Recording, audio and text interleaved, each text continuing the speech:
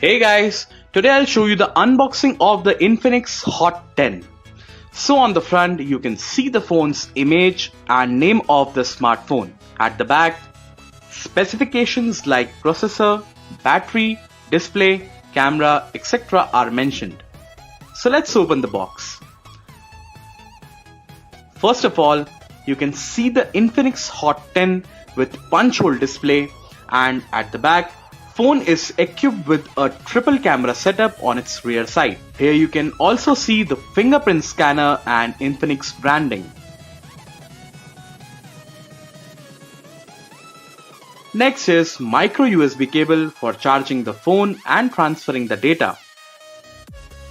Also you will get this 2-pin wall charger.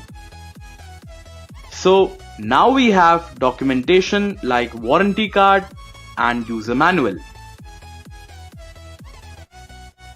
After this, you can see the SIM ejector tool placed right here, and screen protector is also given, which is a very good addition from the company. Next, we have a silicone back cover which will protect your phone from any harm. That's all you get inside the Infinix Hot 10 box.